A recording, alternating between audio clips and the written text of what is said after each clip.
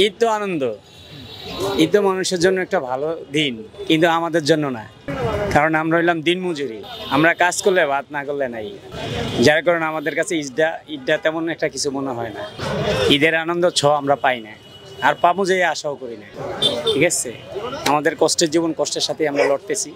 আমরা আল্লাহ যে হালে রাখছি এই হালে ভালো আছি, এটাই সুন্দর আছি। আল্লাহ পাক যদি আমাদেরকে একটু সুন্দর করতে, আল্লাহর ইচ্ছা।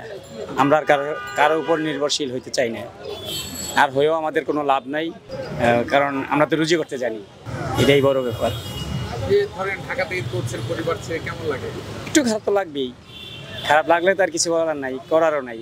কারণ গরিবের কোনো জিনিসই খারাপ না, গরিবের সব জিনিসই ভালো। কারণ কেউ যদি গালি দেয়, ধমক দেয়, তাও ভালো। কেউ যদি থাপ্পড় উঠায়, তাও ভালো। কারণ গরিব তো কাউকে থাপ্পড় উঠাইতে পারে না। কারণ এই কারণে সর্বদিক মিলাই আমরা গরিবরা যে হালে আছি, আল্লাহ যে হালে রাখছে, আল্লাহর হয়ে তাফাক্কাল করি। আল্লাহ যা করে ভালোই করে।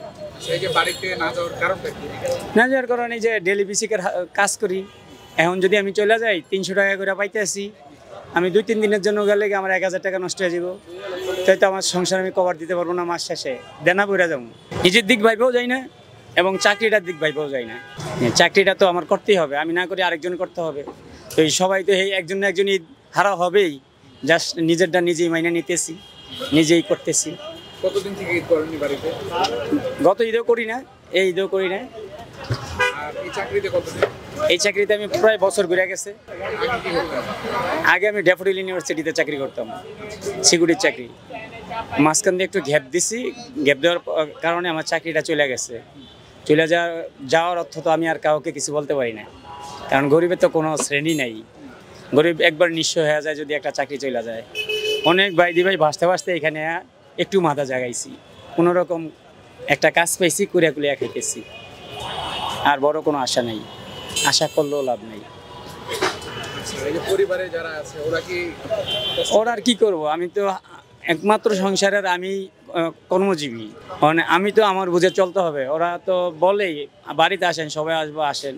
তা আমি তো আমার বিবেক বিবেচনা করে যাইতে পারতেছি না। একদিক দিয়ে চাকরির মায়া, আর একদিক দিয়ে ইনকাম সোর্স নষ্ট হয়ে গেলে তো আমি চলতে পারবো না। কারণ মাস শেষে ক্রাইসিসে পড়ে যাবো, তখন তো আমার কেউ 10 টাকা দিব না, দেওয়ার মতো নাই। এই আর কি। বাড়িতে আমার স্ত্রী আছে, আমার মেয়ে আছে, একটা ছোট নাতিন আছে, 2টা অসহায় বোন আছে। হ্যাঁ, অবশ্যই করে। হ্যাঁ, ওরা তো আমাকে বললি যে আপনি আসেন, আজীবনই কি মানুষ ঈদ না করে। আমি বললাম যে এখন আর আমার ঈদের সময় না, আর আমি এখন বুড়ো হয়ে গেছি না। আমার তো সময়টাই আমি নষ্ট করে দিচ্ছি, কোনো আর্থিক অবস্থা ভালো করতে পারি না।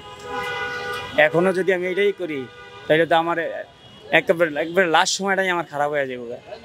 এই কারণে কোনো রকম জীবনটাকে কাজটা করতেছি।